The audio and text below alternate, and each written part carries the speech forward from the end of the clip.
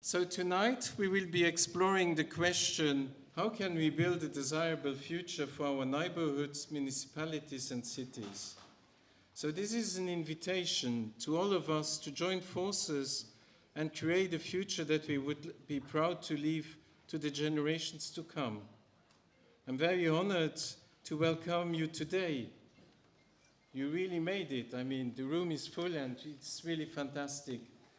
And especially also to open this session with Rob Hopkins, whose vision of imagination and community-led change inspires many of us deeply. As you know, we are living in a time of profound ecological crisis. The climate emergency is no longer a distant threat, it's there. From extreme weather events to shifting seasons, it's reshaping our world in real time. And at the same time, we are facing other crises like social injustice and an equally urgent crisis of biodiversity loss. Species are disappearing at an unprecedented rate. And with each extension, we lose not only life, but we lose stories, we lose connections and balance in our ecosystems.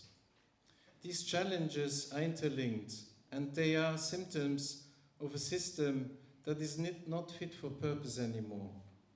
We are out of harmony with nature and with human well-being. But there's also a hopeful part to that story, and that's why we are here tonight. The solutions are not only technical and political, they're also social, they're cultural, and profoundly human.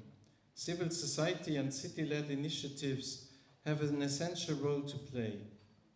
Across Luxembourg and the world, people are already showing what's possible. We have community gardens, we have repair cafes, energy cooperatives, shared mobility, permaculture farms, and more. They are not small gestures, as you might think. They are acts of collective courage and imagination. They are the seeds of the future we want. What we do together from the ground up can shape big systems.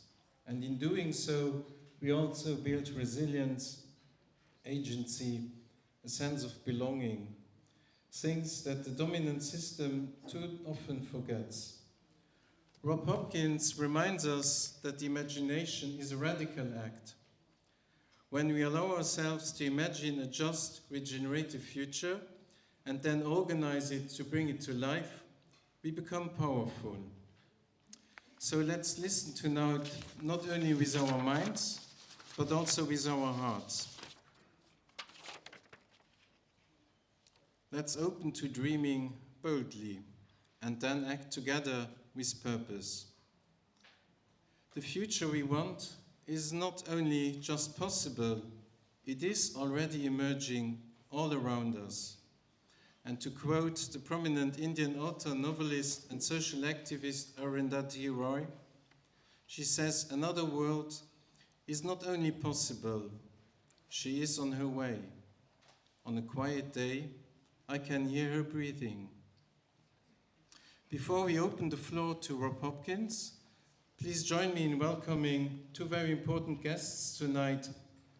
They will offer some opening remarks. Serge Wilmes, Minister for Environment, Climate and Biodiversity, is sharing a couple of thoughts on his view of the agenda for the future.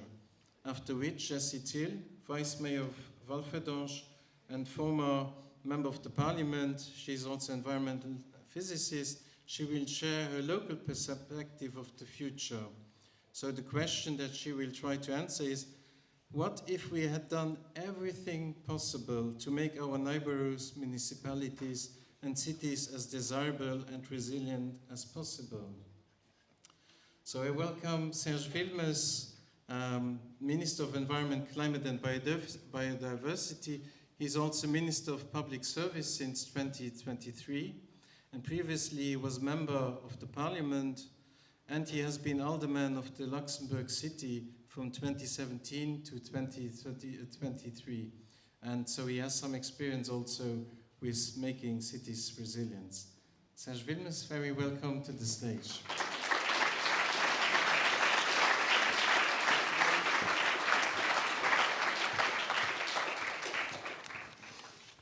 Dear Mr. Hopkins, dear organizers, dear honored guests, well, it's a great pleasure to speak to you today when we have the honor and the pleasure to listen and to exchange with one of the foremost experts on the ecological transition, Mr. Rob Hopkins.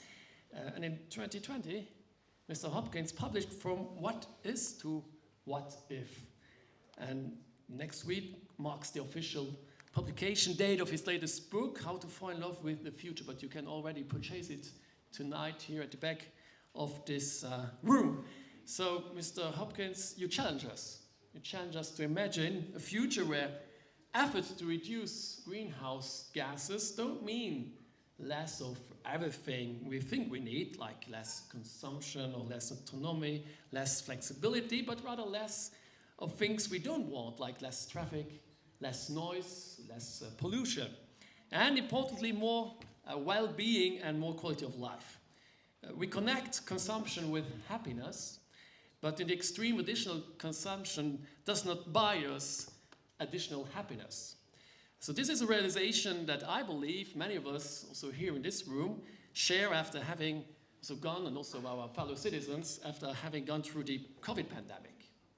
Together we learned what really then matters to us, what we really should focus on, the essential of our life, our family, our relatives, our friends, health and connection. So, but how can we ensure a world that is livable, desirable?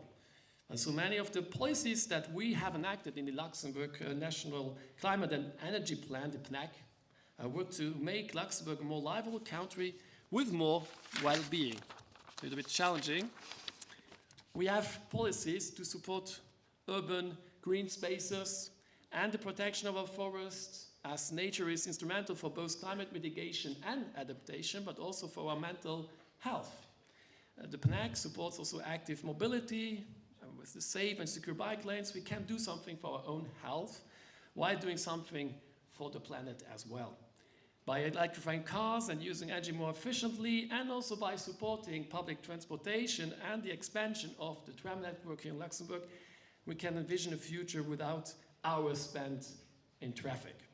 We also support research and scientists, which is very important these times when, on the other side of the Atlantic, the administration currently in place is not supporting research and scientists anymore. We need the voice of science because our policies should be based on science.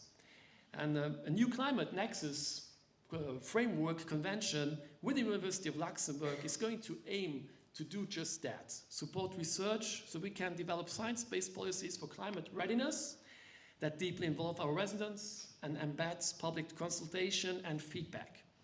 And there needs to be a much deeper link between science policies and the people. But Mr. Hopkins has experience in doing the hard work on the ground to put people and places in and on the transition path. We need to work together at all levels to achieve the transition that we all want to have.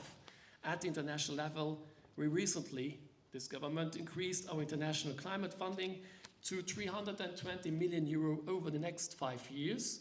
And this is a funding that is desperately needed around the globe to fund innovative mitigation and adaptation projects that tackle not just climate change, but address issues around just transition and the protection of biodiversity.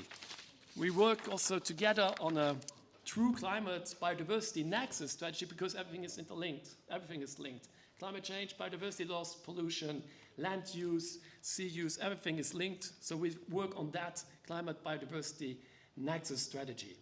At the national level, we are working on the update of the national adaptation strategy to strengthen our capacity to withstand the increased heat stress, flooding and storms climate change is bringing our way.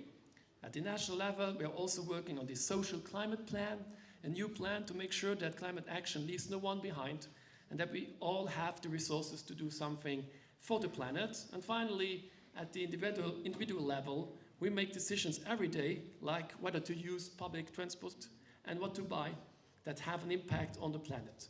And taking all together, individual actions drive global demand.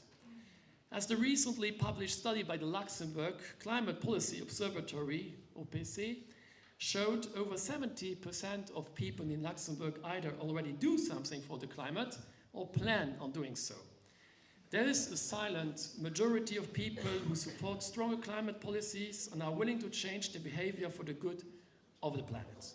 This is a very powerful message to all of us. It inspires a positive mindset and energy to act because the future that Mr. Hopkins describes is attainable. Mr. Hopkins can show us how, when we work together, when we get organized, we can move faster on the transition path and achieve an even more significant change, because real change is possible and it's a real change for a better world. So I want also to thank you for that, Mr. Hopkins, but I also want to make sure that my children, your children too, as well, grow up in a world full of resources, a world full of nature and beauty, in short, a future to fall in love with. And that future is possible because it's imaginable, but that future is already, thanks to your commitment, also already happening right here, right now, and I'm really looking forward to hear your speech. Thank you. Thank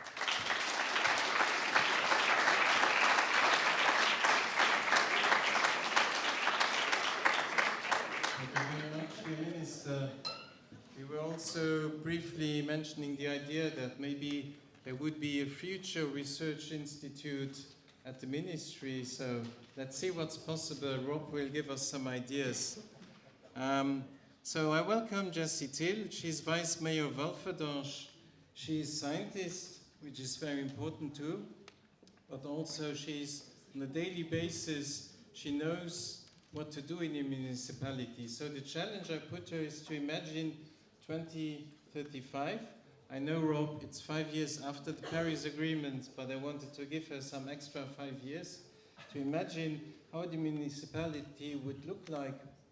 We have been here together with Jessie months ago discussing climate adaptation, and she was sharing stories about when you have that role and, when you have a flooding due to climate crisis and the phone is ringing at 3 at the night and you have responsibilities. But now you will take us to the future, Jessie, and I'm looking very much forward to it. Thank you very much.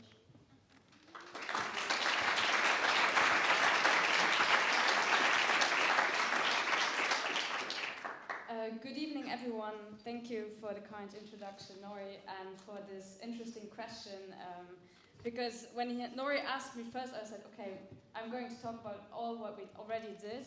And when he asked me to turn around the question of tonight's evening, I found it a very interesting challenge to look ahead and to imagine what could have been. So I asked myself, what did we do right in 2035? Did we do everything possible to make our towns and city as livable, sustainable and resilient as they could possibly be, to shape the future we truly want? Let's imagine what this could look like and what we would have taken. By 2035, the climate will have changed, further changed. Not might, but will. We'll be facing even more flash floods, more intense heat waves, and more pressure on our daily lives. Here in Walferdange, we already know, due to our geographical and geological situation in a valley, we already suffer the consequences today. We are especially exposed to floods and flash floods, so heavy rainfalls. And these events will only become more frequent and more heavy in the future. But we upgraded our infrastructure.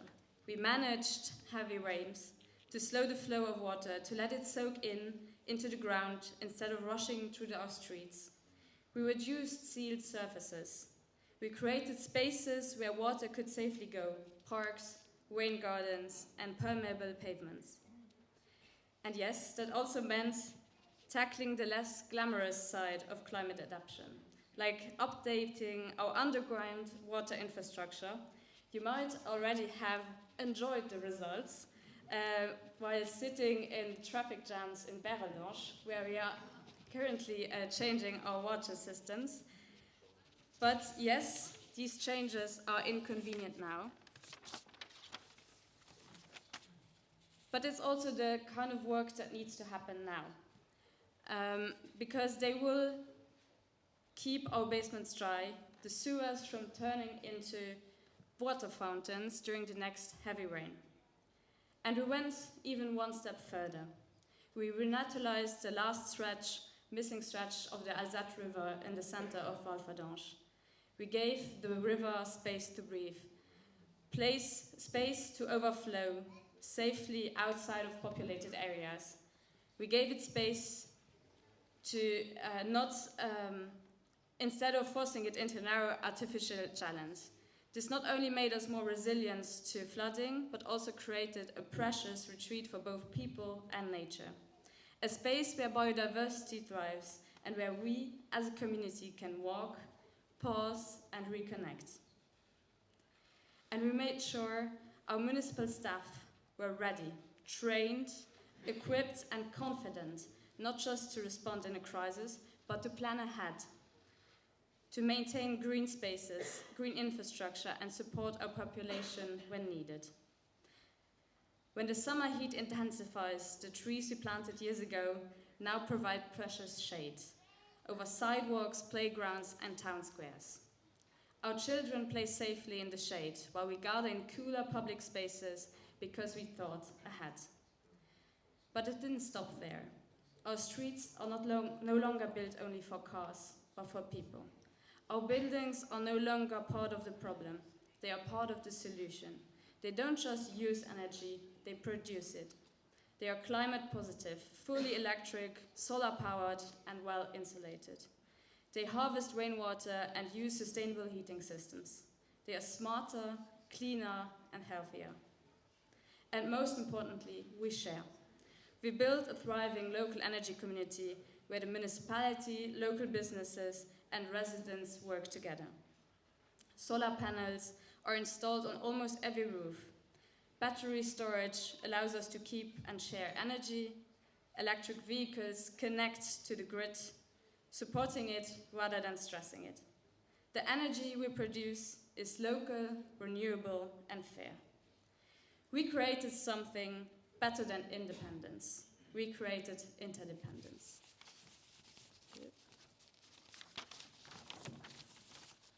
And through all of this, we didn't just adapt to climate change. We created more livable, more beautiful, more connected, more green places. That's what the desirable future looks like. None of this happened by chance. It took long-term thinking. It took courageous political decisions, and it took a shared belief that our municipalities are where transformation starts. Because the future doesn't begin somewhere far away in some distant capital or global forum. It begins right here in places like Walferdange. It starts with us, with the decisions we take today.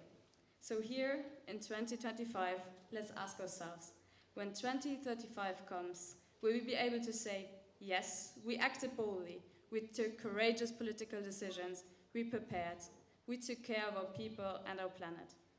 I believe we can.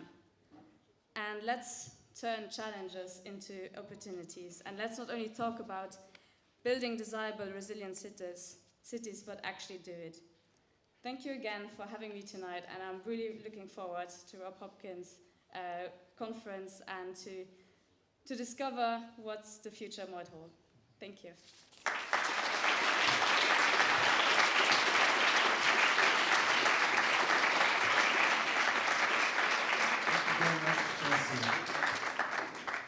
So we can touch it already. That's very good, the future that we desire. So the conference is being recorded and it will be available online, and it's being streamed also online on our Facebook channel. As time is up, we can just offer you to have a chat with Rob at the bar, because the evening is over now, so I'm sorry for that. Now, there will be, after Rob's talk, there will be a Q&A session, so Thomas will go around with the microphone. We'll have occasion to ask questions. And of course, at the bar later on, we have exquisite drinks and food by local producers. So you're very welcome, invited to have a moment there. We have books. I mean, this is it. It's coming out at the 17th of June. because we did time traveling a little trick. It is today the 17th of June, so everything is legal and fine. And we are very glad that the Librairie Ernst is helping us tonight and brought the book to Luxembourg, so you can have a copy. And you can also get some plants. My colleagues did grow very nice plants for your garden, so if you still have some needs, then you're very welcome. Rob is, just a few words. Maybe you know everything about him, but just to make sure that you have it all. Rob is a UK-based visionary, author, and co-founder of the transition movement. And he is a firm believer of the power of collective imagination. It's the third time Rob is in Luxembourg. He has been with us in 2015, when our movement just got started. He came back in 2020 for the transition days. So probably every 5 years, you can mark it in your calendar, he will come back. And he's originally a permaculture teacher. And then he has written a number of books. You have some on display, like The Power of Just Doing Stuff, From What Is to What If, Unleashing the Power of Imagination. And then today we have the privilege to have some ideas of what his book is about. So the title, again, I will repeat it because it's so exquisite. It's How to Fall in Love with the Future, a time traveler's guide to changing the world. So it's not just stories, it's really also tools that you could use when, for example, we will do in the ministry, this Institute of Future Traveling. And to quote Kate Raworth out of the Donut Economics, Rob Hopkins puts imagination back at the heart of future dreaming, offering us an irresistible invitation to dream bigger and then make those dreams a reality. Rob, very welcome to the stage. We are looking forward.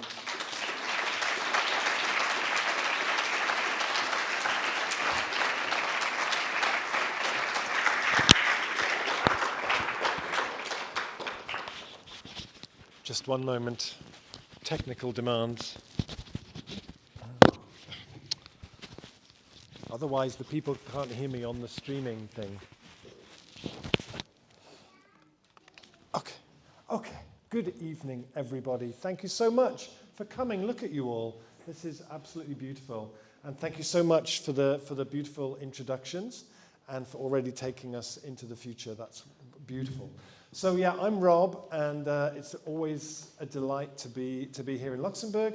And this is going to be an evening where I will do some talking, and I will also get you to do some things as well. This will be a participatory evening. And I want to start by, I'm going to show you that in a second. So, why am I here? Why do we do this stuff that we do? Why do I do all the work? It's underpinned by and motivated by the climate and ecological emergency. Climate change is something which is complex, but it's not really complicated. And so I want to just distill down for you what this challenge is, thanks to an organization called Climate Science Basics. They turn it into 5 very simple points. Number 1, it's warming. We can all see it. It's happening everywhere around the world. It's a pattern. It's not just a little fluctuation. Number 2, it's us. It's not a natural cycle. It's not a hoax by the Chinese. It's us and our obsession with burning things, in particular fossil fuels and forests. Number 3, we're sure at this stage, everybody who is credible and knows what they're talking about, this is what's happening and it's being driven by us. Number 4, it's bad. And we've only just started. This is the beginning of something. We've gone up 1.5 degrees from the beginning of the Industrial Revolution. We're on target for 4 degrees at the moment. Absolutely catastrophic. So it's bad, but number 5, we can do something about this. We are not completely passive. We're driving this, so we can play a big role in slowing this down. And I'm only going to show you 2 graphs, I promise. You've all had long days at work. You don't need someone showing you lots of graphs. but I'm going to show you two, and I show you them more for the story that they convey. So this is really, then what's important here is this pink bit, this pink band across here. That's humanity's safe place. Everything we associate with human civilization, from the beginning of agriculture, the building of the pyramids, through until about Nina Simone, that sort of time, happened in this safe pink band where concentrations of CO2 never went above 280 parts per million. When temperatures fluctuated a bit, not much. We are now a long way outside of that safe space. We're now at about 430 parts per million and adding more and more and more and more. So the overwhelming priority is to try and find the ways to get back into that safe space if we can, or as close to it as possible, because we are now in a world that we have no experience of. We don't really know how to function in a world like that. So as a world, the only thing that we have as a way of managing this, really, is the Paris Agreement, signed in Paris, as you might imagine, in 2015. And that set out a map. And there are some countries, one in particular, who are moving away from the Paris Agreement. It doesn't mean it's still not essentially important. And that sets out a route for how the world can get to where it needs to get to by 2050. But that means we have to meet certain targets along the way. One of which is that by 2030, which is 5 years away, we need to have cut our emissions by 48%. Now, we can choose to be the people who say, "Oof, that's a lot of effort. Oh, really? Oof." Or the people who go, "Great, amazing, wow, we get the opportunity to reimagine everything profoundly. How exciting. Maybe we could do that. Maybe that could be a wonderful adventure to be part of."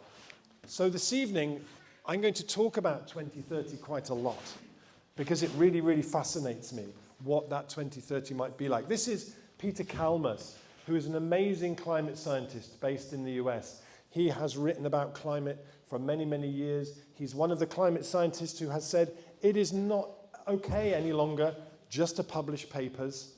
When you understand the scale of what's happening, you need to do something. He's been arrested twice now, protesting climate things like private jets and outside Chase Bank, who are still massively funding oil and gas industry. 2 years ago, he moved his family away from Los Angeles because he was so aware of the risk of fire. And then this summer, he sat in his new home in Carolina and watched on TV his former house burn down in the fires in LA. So Peter understands this. And I said to him, you know, as a climate scientist, you have to talk all the time about the worst case scenario graphs to try and wake us up. But what's the best case scenario? Like, if we did everything we could possibly do, what would that look like? He said, yes. He said, there is a line. He said, I call it emergency mode. He said, if we go into emergency mode and we can scale down the fossil fuels very quickly and we can get rid of the industrialized meat production system very quickly, we could stay under 2 degrees, and then we can use the different natural ways to draw down CO2. I said, that's brilliant, but emergency mode is an awful name for it. No one's going to say, hey, let's do emergency mode. So maybe part of this evening, the thought I want to sow in your mind is, what else could we call it? Delicious opportunity mode or something. Because how we frame this stuff is really, really important. How we talk about what is possible is really important. I love this. The Institute for the Future in America, they say on their window, any useful statement about the future should at first seem ridiculous. I think by the end of this evening, you will recognize that I'm a great admirer of the ridiculous. And I feel like we all need to be a lot more ridiculous. I kind of am here to urge you in the work you do to be more ridiculous. Because at this stage, any solution put forward to this, because we have procrastinated for so long, anything that isn't at least a bit ridiculous, it's not ambitious enough now. I was at a conference in Switzerland with 400 young people who were all really passionate about organic food and farming and regenerative farming. And The speaker before me was from the second biggest supermarket chain in Switzerland. And 4 times in his talk, and I counted, he said, "And I urge you to be pragmatic." And when it was my turn to speak, I said, "Please don't be pragmatic. The last thing the world needs is another generation of pragmatic people. Be bold, be audacious, be ridiculous, because that's what these times demand of us." So this is where I have traveled from on Monday. This is a town in the southwest of England, which is called Totnes. Anybody here ever been to Totnes? Ah, very good. Excellent. Hello.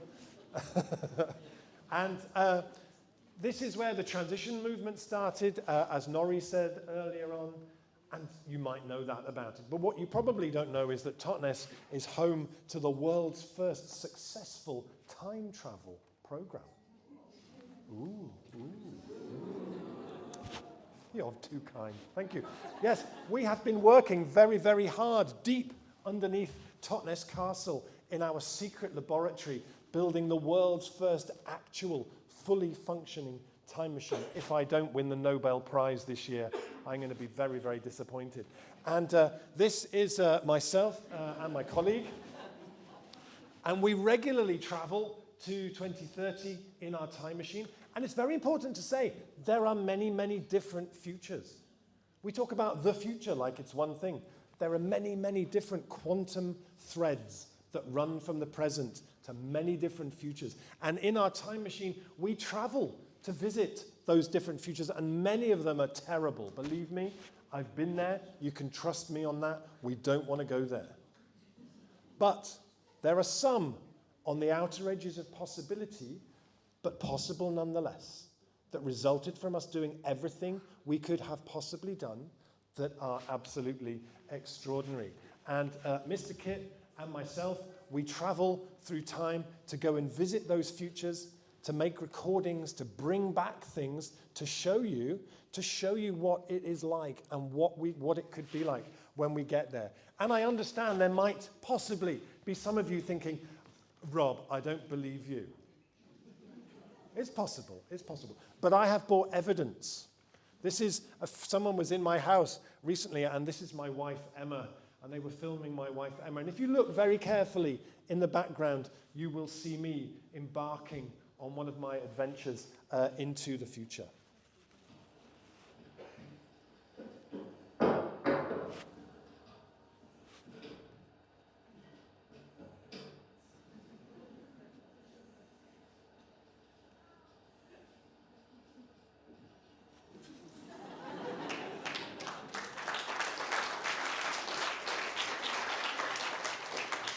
It's very powerful quantum stuff. It would take a long time to explain. But actually, so originally when our engineers built the first time machine, it was like a bus. You got inside and you set the controls, classic time machine stuff. But after Brexit, getting an export license for a time machine became very, very complicated.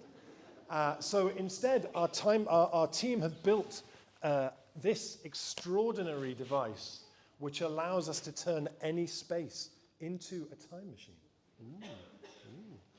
Ooh, thank you, exactly. Ooh. So, but in order for this to work, I need to do something first. And I need to teach you a little piece of transition technology, which is if you see me put my hand in the air, you put your hand in the air too. Quick practice. Very good. And then you stop talking. It's a very good way to bring a bit of order to things. So, the first thing I need you to do is to make a pair with somebody that you didn't know when you came here this evening. So look around, you might just need to turn around or move. Find someone you didn't know.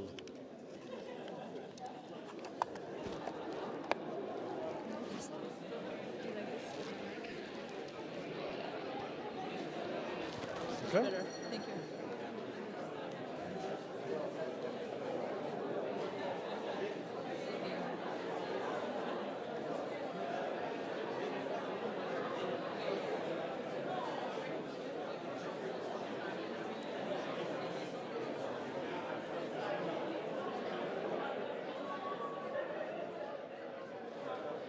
Oh, yes, you're very good at this. Thank you. Excellent. Very well behaved. So, does everybody have a partner? Put your hand up if you don't have a partner. One here. You're sitting next to each other. Oh, but you already know each other. Oh, that's okay. So there's one here. Anybody else? And there's a man behind there. Can you see? Yeah, look behind you there. There's another person in green. You're both wearing the same color. It was meant to be. So I've done this in my talks now hundreds and hundreds of times for about 15 years. And part of the reason why I do it is because we had COVID and we had 2 years where we didn't see anybody. And we live in a time that sociologists call an epidemic of loneliness. So even if this ends up being the worst talk you've ever been to, you will know someone you didn't know before you came. I think that's really, really important. And also, I've done this lots of times, and so far I've had 5 couples who've come up to me and said, you know that thing you do in your talk, that's how we met. Yeah. And 1 baby. So be careful. In a moment, we're going to travel to 2030. I need to teach you one thing as well before we do that, which is the sound that a time machine makes. This is very, very important. Okay, so it sounds like this with you all joining in with me.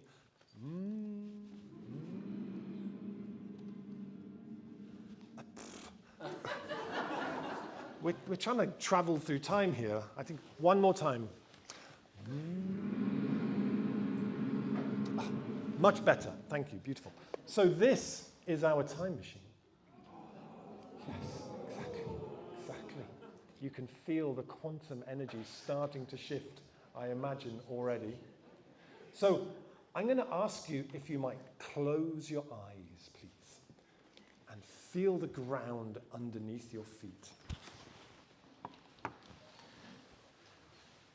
And in a moment, we will turn on this time machine, and we're going to travel 5 years into the future to the 2030 that was the result of us doing everything we could have possibly done. It was the most exhilarating 5-year journey to get there. And when we arrive, we'll just spend a couple of minutes in silence so you can take a walk around in that world and use all of your senses. What does that world smell like? What does it feel like? What does it taste like? What does it feel like on your skin? What can you hear? Okay, so let's turn on our time machine and take a trip to 2030.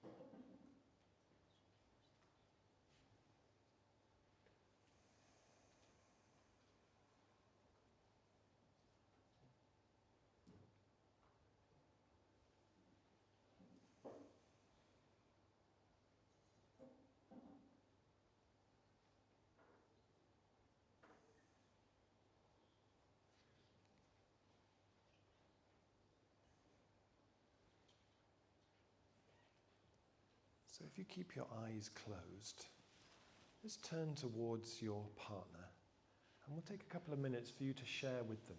What did you see? What did you feel? How was that?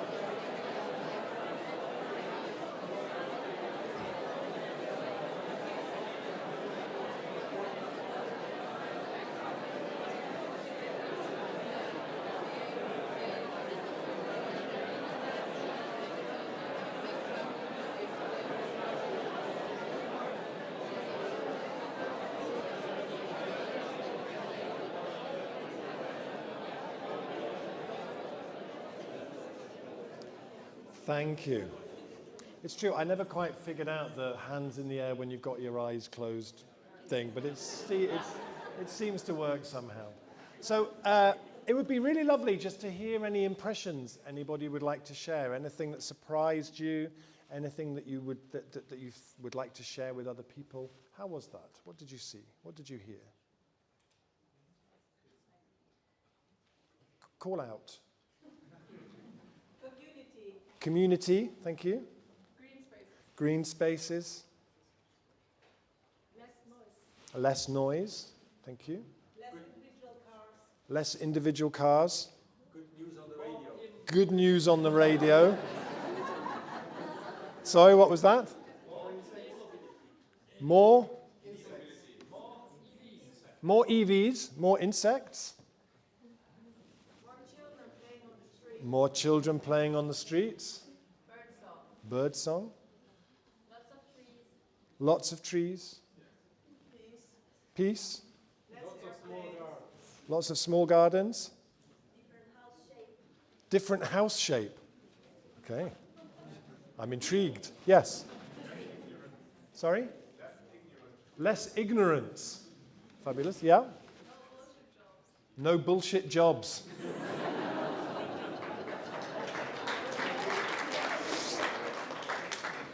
A reference to David Graeber's wonderful book of that title, which I recommend to everybody. Any last ones? Breathing makes fun again. It's fun again. Breathing? Breathing good air. Breathing good air. Oh, I thought you said breeding made fun again. I thought, okay. That too. Yeah. Yes. Not going in a good direction. Okay. Okay. Okay. Thank you. Well, I will see. I'll do my best. Thank you. A Trump-free election. Yeah, we've got 5 years. Okay, thank you. Thank you so much for that. So this is an activity that I've done with 10 people in workshops. I've done it with 1,500 people in a hall in Belgium one time. And it's very interesting to me how similar the answers are. Nobody ever says, we have a new IKEA that's 5 times bigger than the one we used to have, or anything like that. And no one ever mentions AI, which is interesting because all we're ever told is, the future, yeah, that's all about AI. Actually, when you ask people, because what this, I think, does is it connects us into a future that's about contentment and happiness rather than about pleasure and dopamine and consumption. And there's a woman called Elise Boulding who invented peace studies as an academic discipline. And she did this exercise in 1990 in prisons in the United States. And people said almost exactly the same things. She said, I think if you went back through human history, you would find the same thing at any point. And she said one of the insights that she has is, I think maybe we have many more allies for the work ahead than we might think we do. And the thing about this, I think this is an exercise that should be a daily practice, like yoga or meditation or running, because the reality is that doing the opposite of this is a daily practice. Every morning we wake up and we open our phone and our phone goes, oh God, really? Maybe go back to bed, everything's awful. And the future at the moment, I think, is being cancelled. The future is being colonized, and it's profoundly dangerous. And bringing the future alive for people in ways that are full of possibility, for me, feels like one of the most radical things that we can be doing. So what I want to tell you about is a recent trip that we took to 2030, myself and Mr. Kip. You might like to think of me as like the Marco Polo of the climate movement, with an extraordinary tale to tell you about an adventure that we took to get there. So we started on this street. You know this street. It's just round the corner from your place. On the left, you know this street. And we set the time machine up here, and we set the controls for 2030. And when we stepped out, that same street looked like this. Ooh. In just 5 years. So many things that we convinced ourselves, oh, that's not possible. Human beings don't adapt very quickly. Absolutely they do. And when we arrived in this street, the air smelled so much better. You could hear the bird song much louder. But the most exciting thing was there was a different look in people's eyes. There was a sense of, I think we might just do this.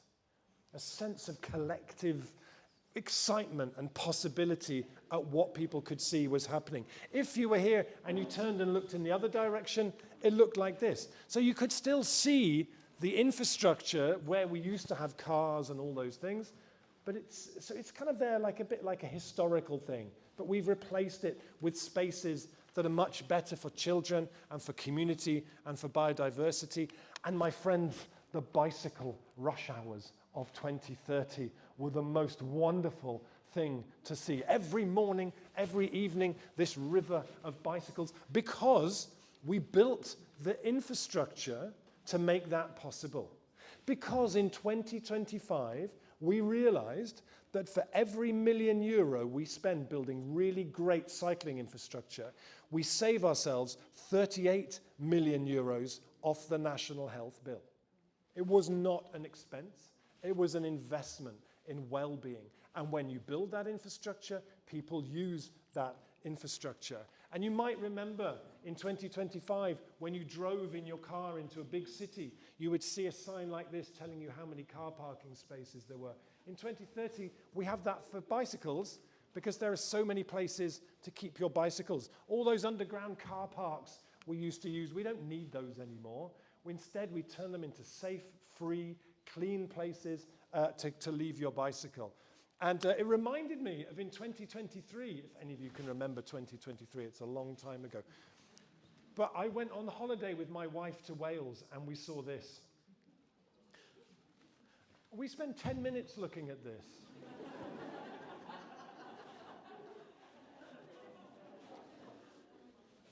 I still have no idea what you're supposed to do with that. The only thing we thought, maybe you turn your bicycle upside down and you glue it onto the, so back in the early 2020s, we built cycling infrastructure, but a lot of it wasn't very good. By 2030, now it's just brilliant, and people use it, and we're healthier as a result, and the air is so much better. Everywhere that we went, we started to see that there was a change in how we were building houses. Because again, in 2025, we realized that about 35% of all the world's carbon emissions came from the construction sector, and about 9% of that was the use of concrete and cement. And we were running out of sand. We had to change how we built houses for people. So the houses that we went to visit were built with more local materials, with straw, with clay, with timber, with lime, energy efficient, warm, beautiful houses. And they created around each town and each city a new industry processing those materials to be used locally. This was a shift that created so many jobs, interesting jobs for people working to make this future happen. And even in the cities, when we had to build taller buildings, now we build them using timber because the timber locks the carbon into the building rather than burning the carbon to make the building. So this timber, if you stood on the top of here, you could see the forests where this wood came from. So the distances we move things began to get smaller and smaller. Even, I have to tell you, very exciting, when I was in Luxembourg last time in 2030, the growth of the mycelium construction materials industry has been very, very rapid here in Luxembourg. And these are our wall panels that are made using waste and mycelium. Very, very beautiful, very healthy materials to be around. There was so much innovation that happened during this time. At the beginning, so many people said, oh, we can't do that. It's too difficult. It's too complicated. We found, once we started on that journey, that we learned more and more, and change began to accelerate very, very quickly. We visited streets like this, which the community had organized to close to traffic, to make space for people and community. They were very excited to show us what this had looked like back in 2025. Now it looked like this. Again, these changes happened very, very fast. And one of the sights that we loved to see was the number of children who were playing in the street. It was that had become, because in this 2030, we'd moved away from GDP as a way of measuring success, and instead we measured the things that actually mattered, like the number of children playing in the street, the number of people with good teeth, the number of girls able to cycle home after dark, you know, the things that actually matter, rather than just, is the economy larger than it was the previous year? And one of the sites that gave us the most hope was this, which you mentioned as well, was mentioned earlier on, was the removal of hard surfaces from our cities. Because in those hot summers of 2024 and 2025, it became very clear that this is dangerous stuff to have in your city. When you get above 30 degrees, this is really, really dangerous stuff to have. So the cities felt much softer because of what was called the depaving industry, which grew very, very quickly. We went to visit this school playground, which had been recently depaved. In 2025, it looked like this. It now looks like this. And the same process is happening in many, many different places. And like a lot of the aspects of this shift, it built in momentum. It became, like in 2025, you remember, everybody, whether you were people or an organization or a government, everybody looked at everybody else and used everybody else's inaction to justify their own inaction. You remember that. In 2030, it's like a race. It's like a competition. There's excitement about it. These different neighborhoods compete against each other to remove more hard surfaces, and then they win prizes for doing that. And it's spread very, very quickly. And I've actually brought you back a television commercial from 2030. It's in Dutch. So if you speak Dutch, very good. If you don't, it doesn't really matter. You'll get the idea. But this is the kind of advertising that's happening in 2030 that is inspiring this. And the same thing is happening with food, with community energy, and you'll see what I mean when you watch this. Tegenwippen. Een grensoverschrijdende competitie. Wie wint de gouden gitter? Vlaanderen. Oranje.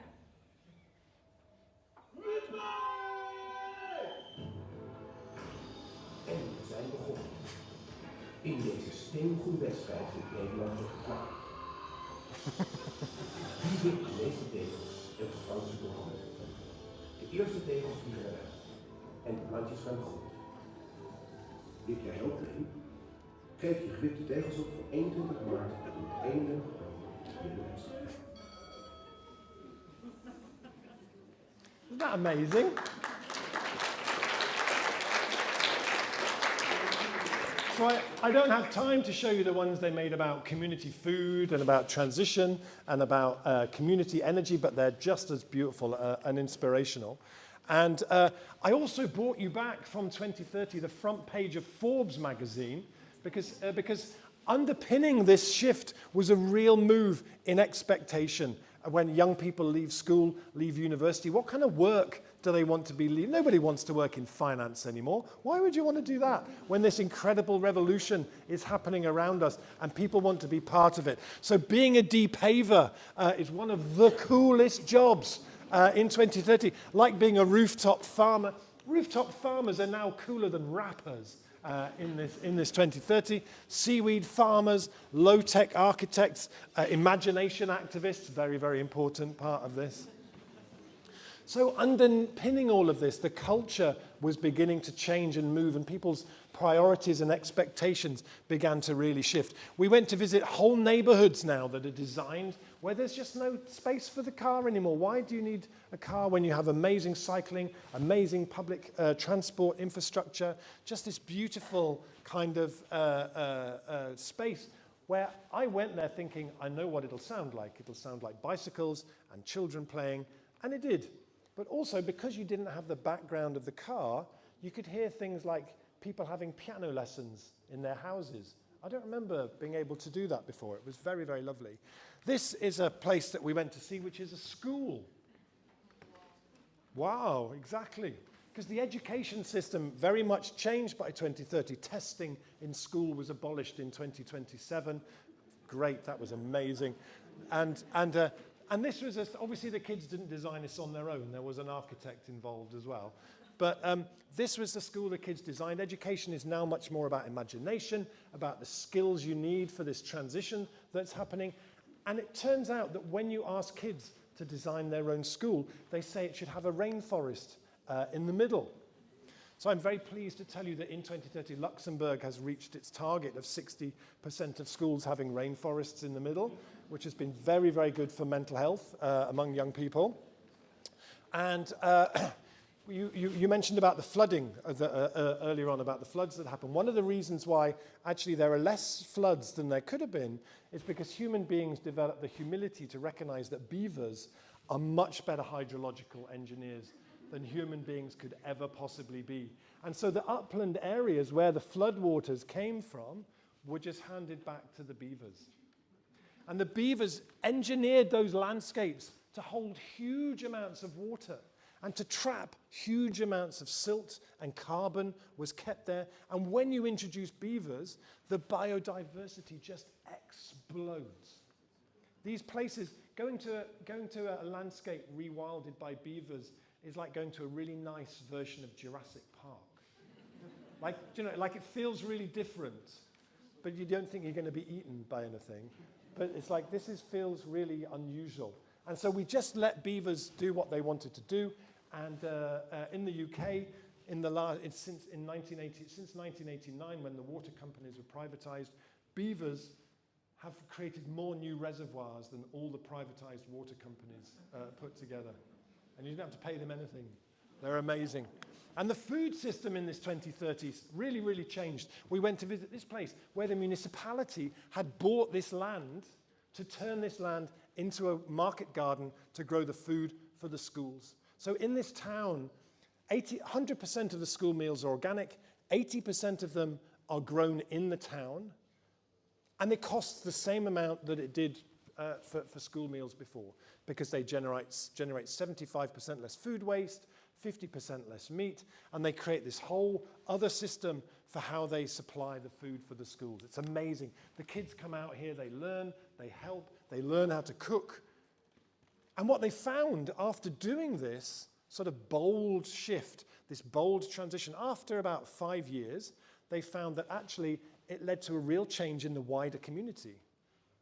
People now eat about 30% less ultra-processed food, 27% less meat, just because the municipality moved with that kind of purpose and that kind of determination. It's amazing to go and visit places where this stuff is happening. Really, honestly, having been there and seen all of this, it always makes me feel very emotional being able to come back and tell you about it, to tell you what we actually saw there. We went to see this urban farms. Now throughout our cities, there are many, many urban farms. This is a hectare surrounded by apartments.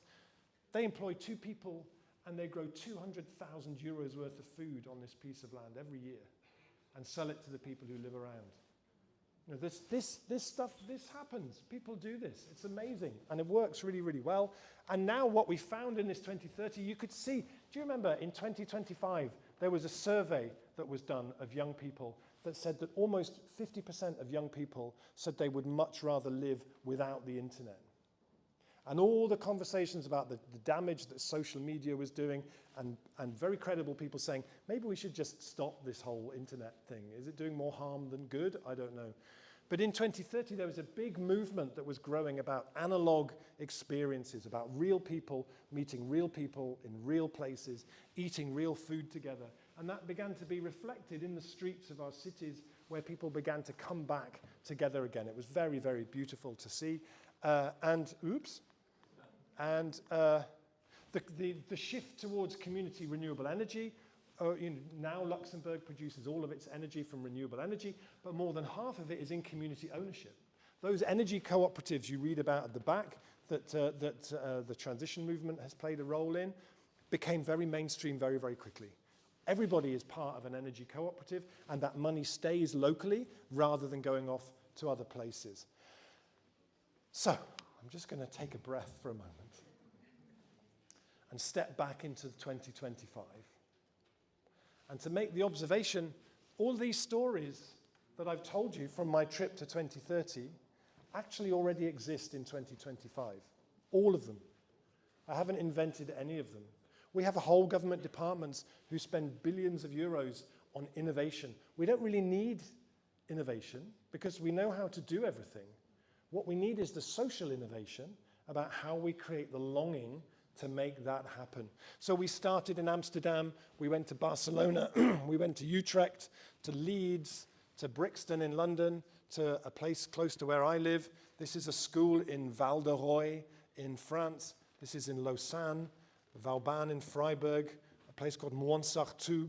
This, the video that I showed you is an amazing thing that happens in the Netherlands called Tegelwippen, which is like a challenge across the country to remove tiles. It's a beautiful thing.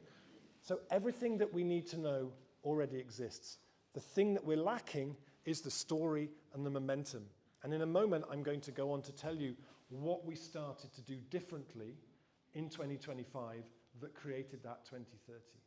But before I do that, I want to ask you to do one more little exercise with me, if you would. So you're going to need your partner again, and you're going to need to look out for my hand again. And this is an exercise that goes in 3 rounds, okay? And in each round, the scenario is the same. That with your partner, you are taking it in turns to make suggestions for a picnic that you are planning together. So one of you makes a suggestion, the other responds, then you change over, like suggestions tennis, okay? And in this first round, one of you makes a suggestion, and the role of the second person is to respond with as much negativity as you possibly can. Just drown that idea in all the negativity you can. So you might say, oh, I'll bring some sandwiches on our picnic. The role of the second person, you might say, oh, the last time I ate your sandwiches, I was in hospital for 18 months. And I swore I would never, ever touch them ever again. And then you change over. Does that make sense? Okay, look out for my hand, and off you go.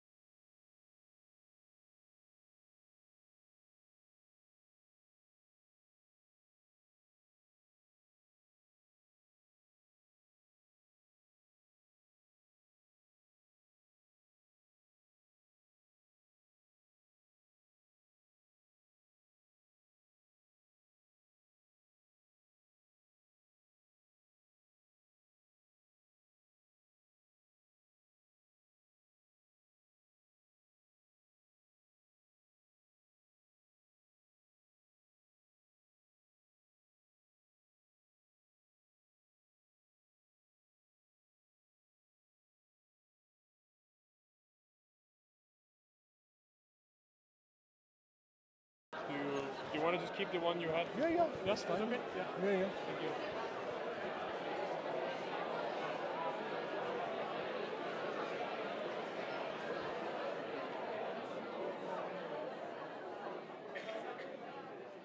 Thank you.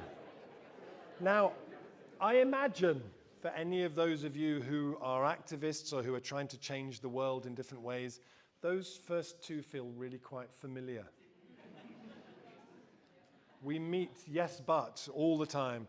Yes, but it's too late. Yes, but there's no money. Yes, but you're very naive. All those sorts of things. So for this last one, this is the yes and round. Okay? So you're going to listen to what the other person says, and then you're going to add to it. And then they're going to add to that, and so on. So you might say, I'll bring some champagne. Yes, yes, yes.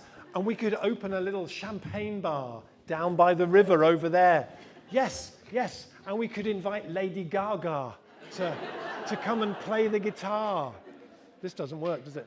We could invite Lady Gaga to come and play the guitar. Yes, yes, and we could build a rocket and send her into space. I don't know. Just see where it goes. Enjoy.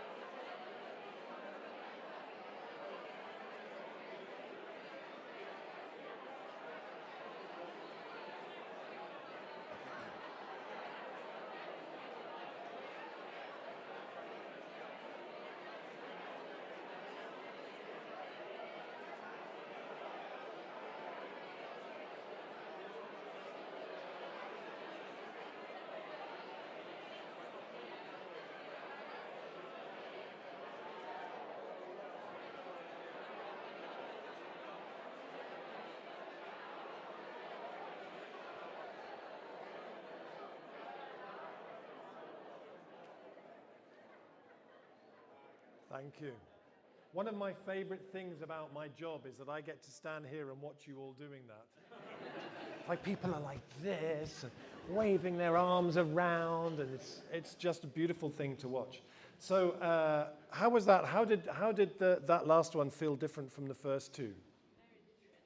Very different, easier, more positive, empowering. We'll start right away. That's very important. Yeah, exactly. No fear of the ridiculous. It builds momentum. Exactly. Yeah. It's fun.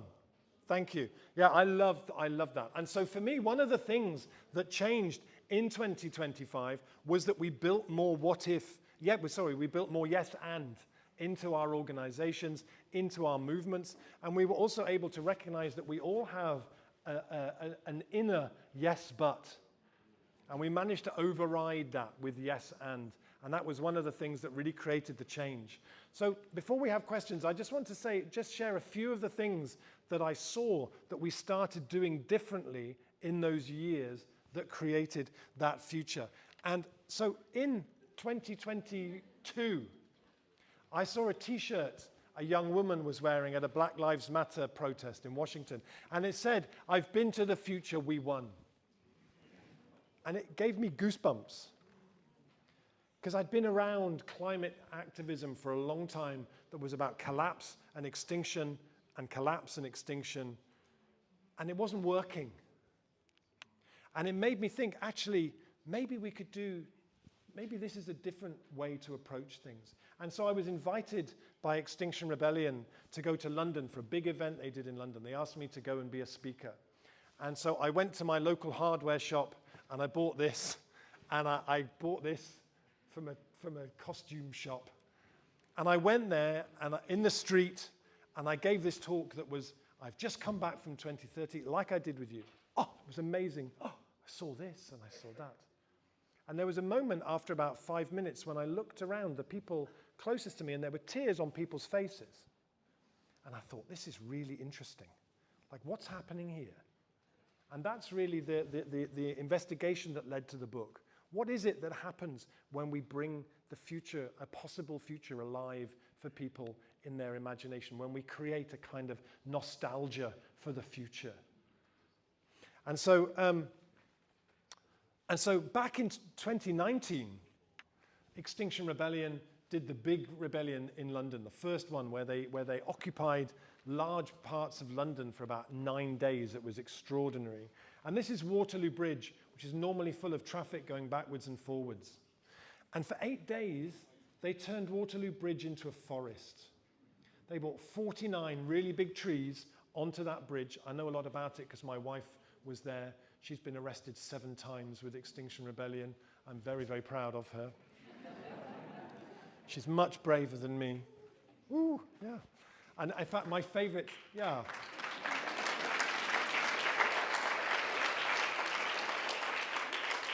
My favorite thing I remember from that time was that the second time she got taken to the police station, the police told her that for the first time in the history of the Metropolitan Police, they had run out of the vegan option.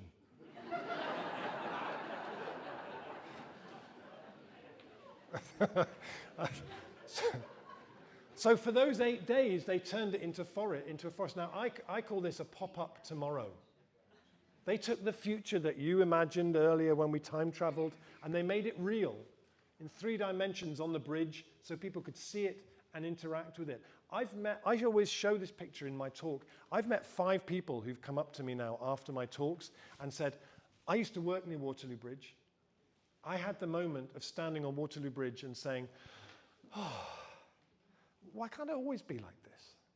And because of that experience, that pop-up tomorrow, they gave up their job and they now work in climate and sustainability stuff. This is really powerful to do this. When you make a tear in the fabric of time and you help people step through and see what's possible. And when I started researching the book, I was wondering, well, are there other activists around the world who are playing with time, who are using a more fluid approach to time as the basis for their activism? And I found quite a few amazing people. These 2 women live in North Philadelphia. This is Rashida Phillips, and this is a musician called Moormother. And together they do a project called Black Quantum Futurism. Check them out, they're amazing. And they talk about traveling through time as a way of talking about social justice and connecting people to different futures. What I love about them is it's very serious. It's not a joke. It's not like, hey, we built a time machine. They're like, no, this is really, really serious. That's what we're doing. And in their neighborhood, they took over an old cafe, turned it into a community futures lab, where people would come and explore futures and talk about the future in an area being gentrified very quickly. They used radical futures as a way of really reimagining what that neighborhood can be. I love them. Check them out online. Their work is just wonderful. And there's an artist in Canada called Camille Turner. Now, you all know that the United States has a very, very strong, very dark history with the slave trade. Canada tells a different story about itself. It likes to say that they were the safe place where people could escape to. They were the good guys in that story. Wasn't quite like that. On the east coast of Canada, there was a very active slave trade. And Camille Turner did lots of research in the archives looking at what was the slave trade in Canada. She found adverts offering rewards for people whose slaves had managed to escape, adverts for auctions for slaves, and she collected all this material together and laminated it, and then put it on a table and invited people to come.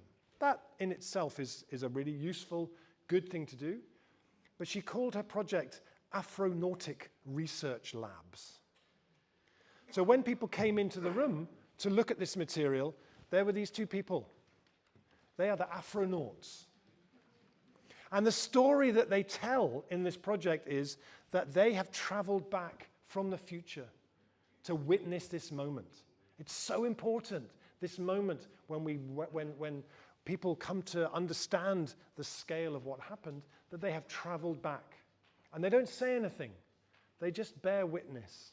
They just stand and observe. And I love this idea that we become more fluid with time in the activism that we do.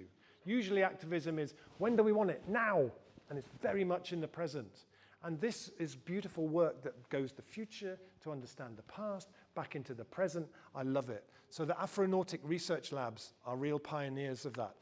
And I'm always looking out for practices that give us the opportunity at the end for people to be able to say, when I was in the future, how do we do that? How do we create playful things we can do together that allow us to step into the future and inhabit it and to rehearse the future?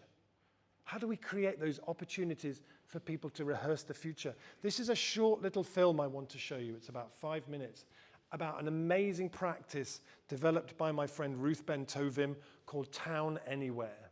And you bring together between 30 and 400 people, and together you travel to the future like we did, and then you take a next step, which I will let Ruth introduce to you in this beautiful video. This is a video of me and her did this in Bristol last summer. There are many different futures that lie ahead of us.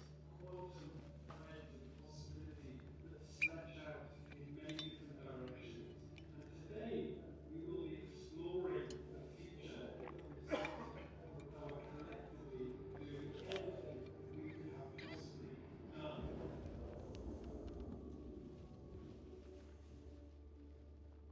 Town Anywhere is a large-scale participatory visioning process, and it allows people to step into the future where we're inhabiting and building a fair, resilient and thriving town that cares for future generations and for all beings. And the idea is we step into the future and we're rehearsing what it might be like to build, to connect and to create this future, this vision of this thriving, resilient town. It's a journey that we take people on, and it starts with people finding a home for themselves in this space, an imaginary home. And they connect with a neighbour and they share a memory or story with a neighbour, because this idea that our personal connections with the people around us are really some of the most fundamental building blocks of a community. And then we get people together on a street level. So everybody here has been kind of gathering from their neighbour into a group of about 8 people, and then on a street level they imagine and vision how could our streets and our neighbourhoods allow everybody to thrive, humans and more than human, different ages. What might our streets and neighbourhoods feel like in 2035? And then in effect, we invite people to go to town to start creating the building blocks of what a whole town interconnected system might feel like. It's a beautiful exercise for giving people a kind of a sensual, visceral, lived experience of stepping into the future and imagining a world that turned out as well as it could possibly have turned out. Part of the idea of why it works is that I'm a great believer that we need to give people experiences that afterwards they can say, when I was in the future, because if we can't imagine what the future is going to be like, as Bell Hooks said, what we cannot imagine cannot come into being. You know, we need to give people experiences of what the future could be like if, as a result of us doing absolutely everything we could possibly have done. And Town Anywhere is such a beautiful example of that. It takes you through levels, layers and layers of sort of going deeper and deeper into really tuning into being in that world. But the thing that's really distinct about it is it's not just an idea, so you don't just talk about it. What we'll do this afternoon is you literally physically build that future with cardboard and string and sticky tape and pens and sticks, and then you inhabit it and you trade in it and you exchange in it and you celebrate in it, you grieve in it. We hope that Town Anywhere, by rehearsing the future, it gives us a pathway to imagine our role between now and the future, to see that as something that's fluid, that we can be part of co-creating. We also feel that Town Anywhere creates new skills of collaboration, of feeling that each of us individually has a role to play, each of us matters, and that the future is partly up to us to create and shape together in community, in dialogue, in connection with each other. So some people might go away with really solid ideas or visions for ventures, for different ways of doing things, for different ways that a system could work together, and some people might go away with just an internal feeling of possibility, of active hope. To be with a big group of other adults lost in a play future of their imagining is one of the most beautiful things I've ever been part of, and something that I think that a lot more people should have that experience. 2035, it looks colourful, creative, vibrant and full of hope. It looks like a world of possibility, inclusion, love for all species. I want it to be one that's rich, that it enlivens, that we're empowered, that we're encouraged, and that we are doing it together. I find that looking really inspiring.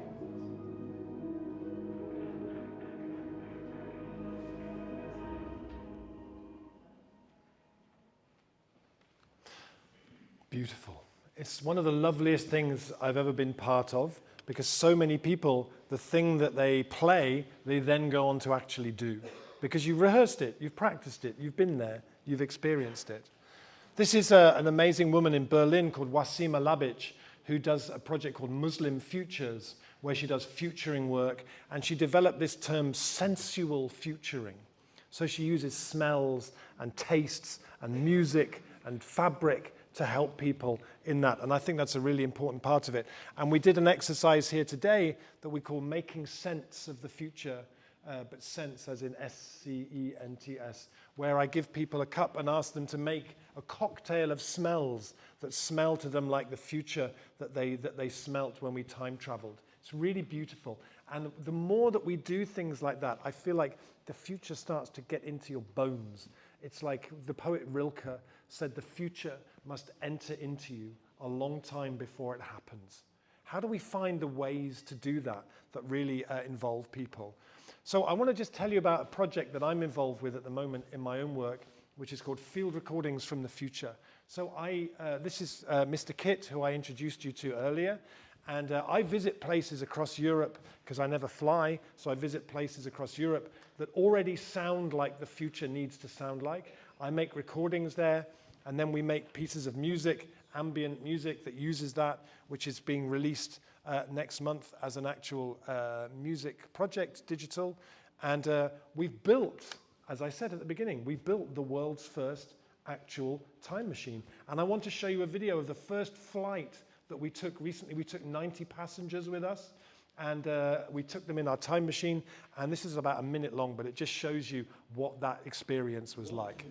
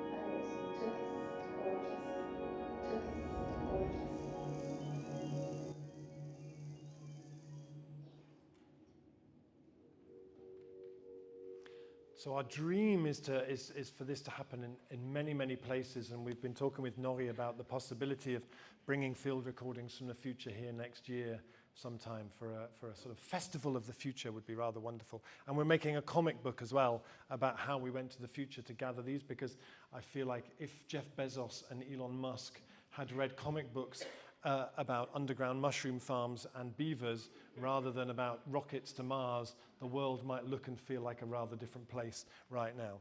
And we're also building a tell your own future machine that people can press when they arrive. So just to finish, a couple of little quick stories. What happens when you do the work that I do and you write about time machines and talk about time travel as a tool for activists is people start getting in touch and saying, I'm a time traveler too.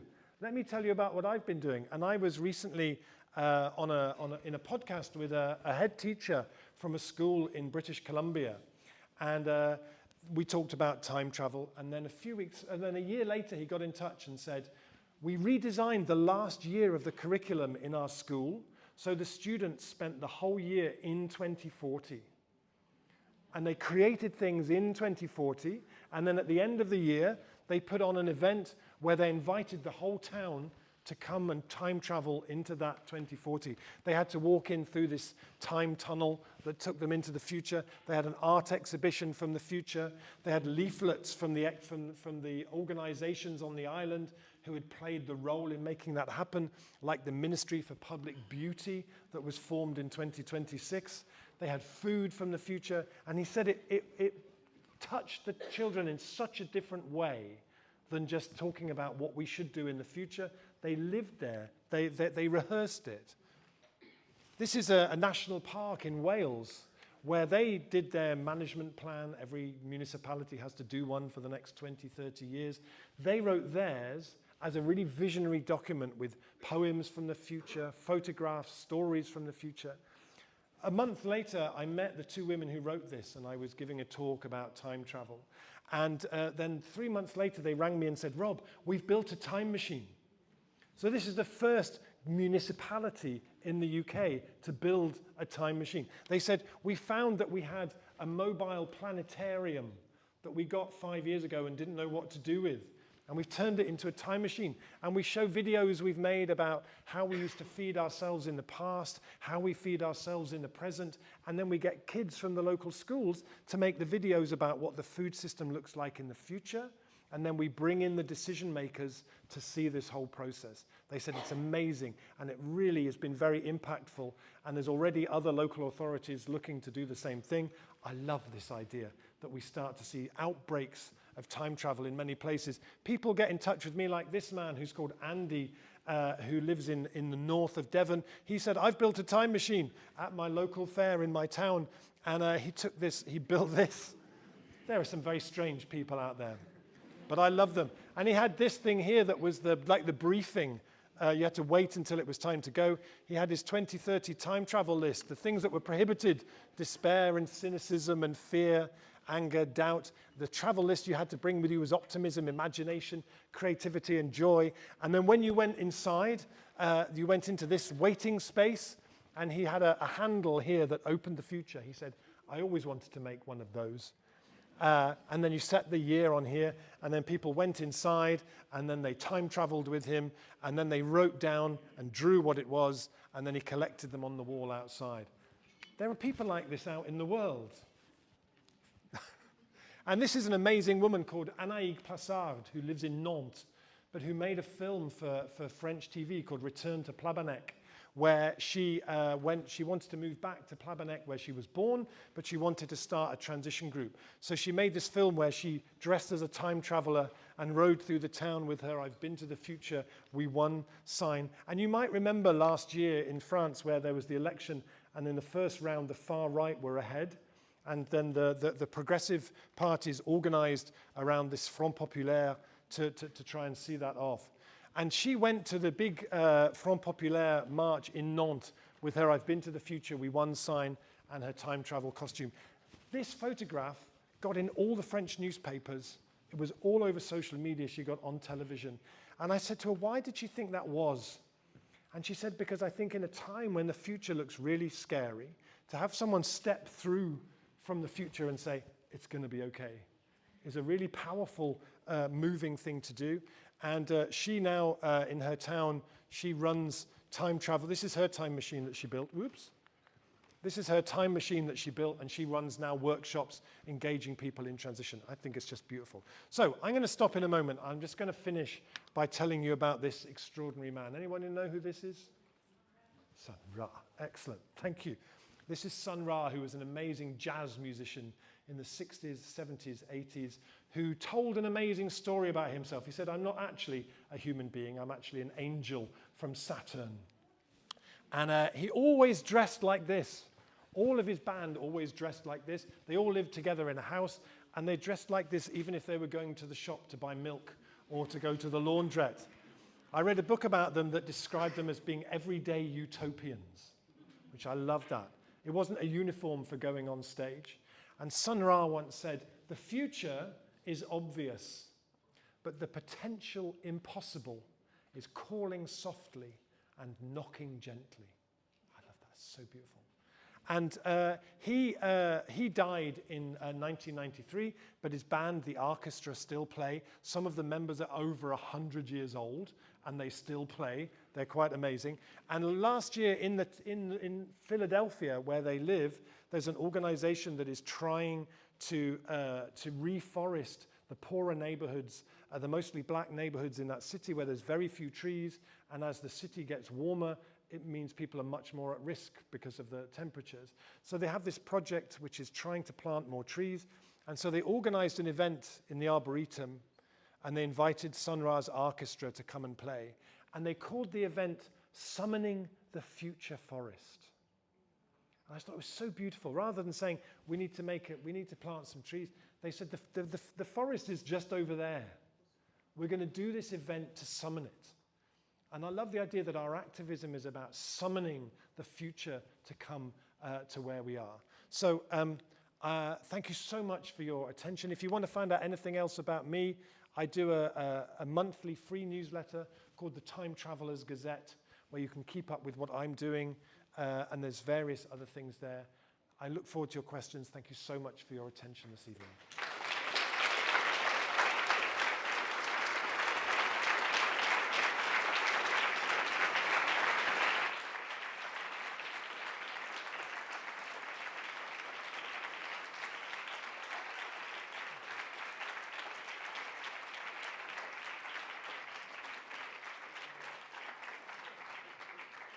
And thank you also to our friends here who have interpreted so absolutely beautifully as well. Thank you, thank you, thank you. So,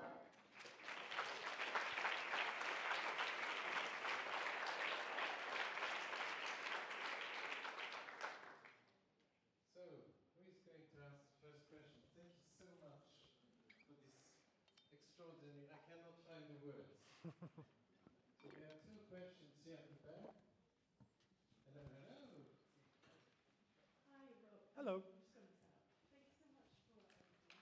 I just have a question. Maybe you can help me with that. How do you separate that of free imagination from privilege? Because I was a teacher in South London, and most of our kids, sadly, actually have a lot of trouble imagining anything. And that comes from the fact that they are from very underprivileged families who, obviously work a million jobs. So yeah, maybe you can help with that. Yeah, absolutely. Thank you. And so I would point you to the last book that I wrote, which is called From What Is to What If, which was very much about that, and looked at that the imagination has certain requirements. So the part of our brain where the imagination fires from is called the hippocampus. It's where our imagination and our memory both exist. The thing that's interesting about the hippocampus is it is the part of our brain that is most vulnerable to cortisol. So when we experience stress or trauma or anxiety, the hippocampus can shrink by up to 20%. And when that happens, we lose the ability to think about the future in positive and hopeful ways, and we get stuck in the present or stuck in the past. The future kind of disappears. And you're absolutely right. The ability to be imaginative and to imagine the future is not evenly distributed across society, because I argue that actually what we have created is a kind of a cortisol economy. We have so many people in such a precarious living circumstances. We know that that trauma does that as well. We know that being starved of nature, being starved of play as children, play is absolutely vital to that as well. Being around creativity and art, which is all being cut out of the public funded education system. So you're absolutely right. We are creating, it was kind of the reason I wrote that book was because we are creating a sort of a perfect storm of factors that are eroding our imagination at the very time when we have to reimagine everything. And it's a really dangerous thing to do. And that impacts more on people who are lower in the kind of social strata. And that's how it is. But that cannot remain that way at all. So it's one of the reasons in the book I talk about, well, what would it be like if we had a National Imagination Act that identified the things that we need to do, that funded the arts properly, that the most important thing we could do for imagination across our society is a universal basic income, because it removes that sense of precariousness. And so all of those things we need to look at together, because if we're facing a challenge like the climate emergency, and our imagination should be a muscle like this, and it's become a muscle like this, then we're really, really in trouble. And so you're right, like we have to look at finding the ways to do that works for everybody. Yeah, thank you. Thank you for this so important question. So this is something that for the transition movement in Luxembourg is a very big question, but we don't have the answer. So if you want to help us out investigating on how to develop practice in Luxembourg, please come and find us at the bar so we can exchange. I would also point you to an amazing organization in Cambridge called Cambridge Curiosity and Imagination, who do work going into schools, in primary schools, doing the most incredible imagination work I've ever come across. And they've written some amazing reports about their work. They did a project called Artscapers, and there's a report about Artscapers that's just beautiful.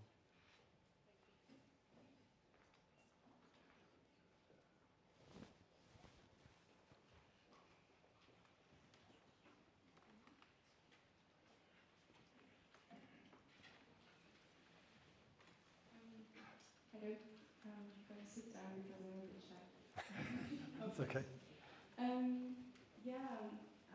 Thank you so much for this big dose of active hope that you gave us. I think this is very much needed in this world where we, as you said, open our phones and are literally confronted to everything that's happening in the world, which is not good news.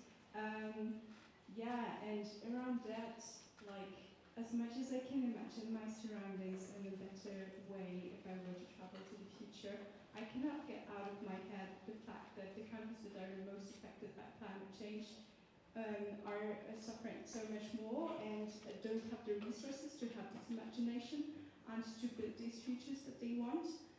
There's something that I can't get out of my head, especially coming from Western Europe, where we are massively responsible, including Luxembourg, for colonization. So, I was wondering what your thoughts were about that. Yeah, thank you. Thank you. That's very, very important. And when we started the transition movement, we were inspired by a model that was called contraction and convergence, which said the global wealthy north, the wealthy global north countries are up here, and we need to get down to here, and the global south needs to come to a point where they can meet that's a sustainable place. The climate emergency is not caused by the world's poorest people. It's caused by us.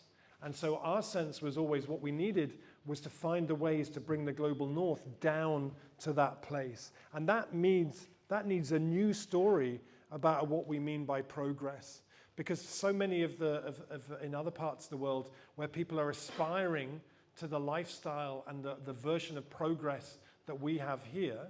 And so if we can find a way to do a sort of a detox for the global north in such a way that it feels like a move towards something rather than a move away from something, that feels like where we need to go. So, the transition model was designed specifically for the global north countries. And actually there are other models like Via Campesina, Buen Vivir, these movements that are emerging in the global south that are about alternatives to development, new models of the future. This future that I've talked about was only possible because it was happening everywhere, and because we had loss and damage, and because we've properly funded and shared the resources around. Absolutely, this was not about Fortress Europe and putting up fences. This was about recognizing that we all share this planet and we all get through, or none of us get through.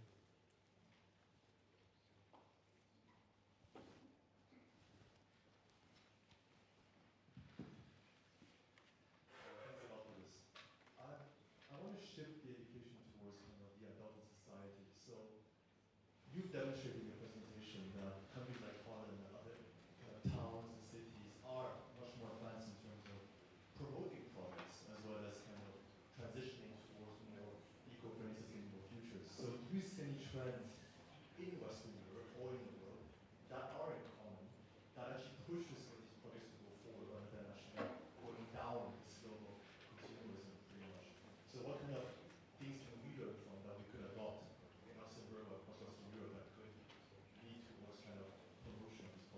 What can we learn from those different places? Fundamentally kind of different, maybe the mentality of institutions that pushes this transition rather than being strained or pushing towards go.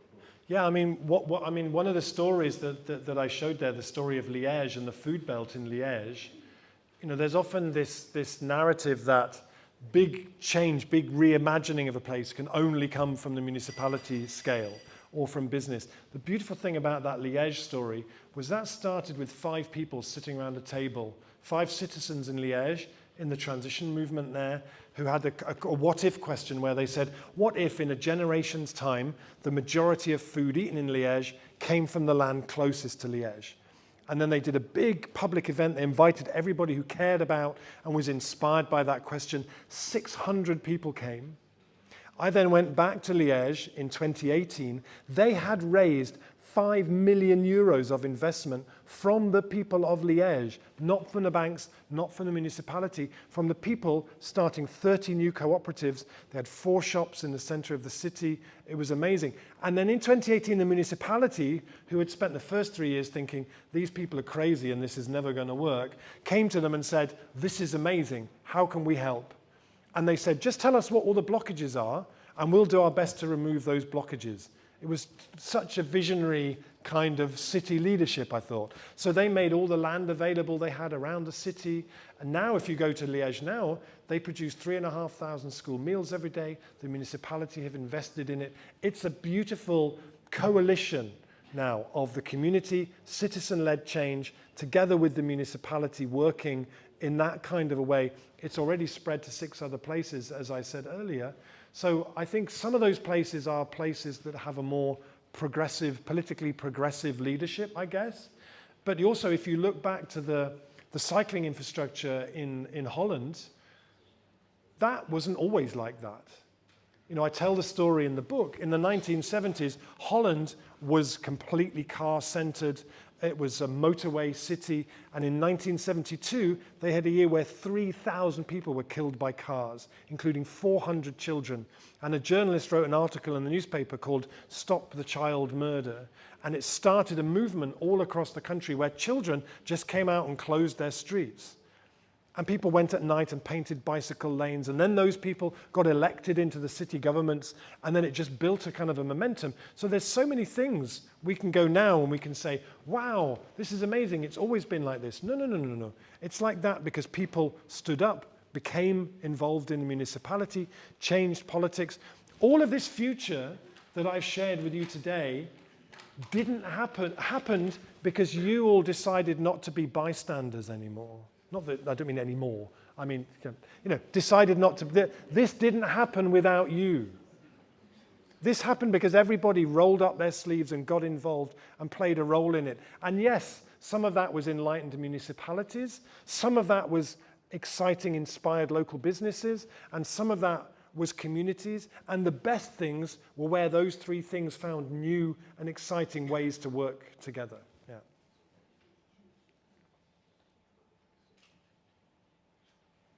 Maybe it's time for a beer. What do you think? And I'll sign books. And thank you so much.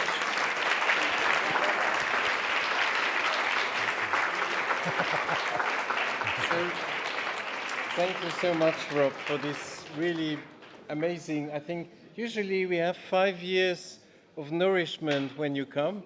Next time you come is what year? In 5 years? What is it? 2030. So we will make the test. I can't wait to see what you've done. So let me hand you over a Rob Hopkins. So you will take it first to Austria and then back to England on your trip. Yeah, you promise. It'll It'll be unscathed. And there are more plans on the back. There are books. So thank you very much also Ernst for being here. Thank you Asti for the translation. Thank you Walferdange for hosting us. And then we have really very exquisite drinks by Fru and food by the Wooden Spoon. So it's delicious and I think we will have a nice discussion.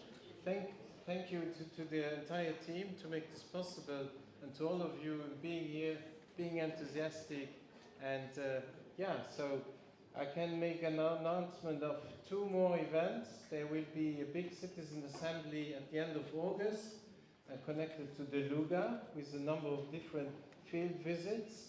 And there will be a festival, Voices for the Planet, on the 5th of July at Cansauf. So Romain is there, and that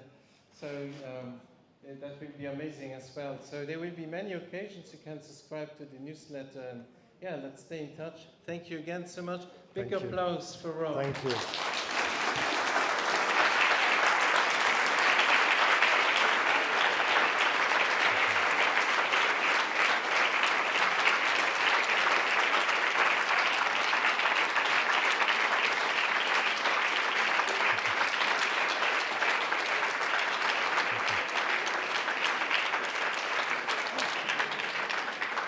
I must turn this off or dinosaurs start appearing and all sorts of crazy stuff.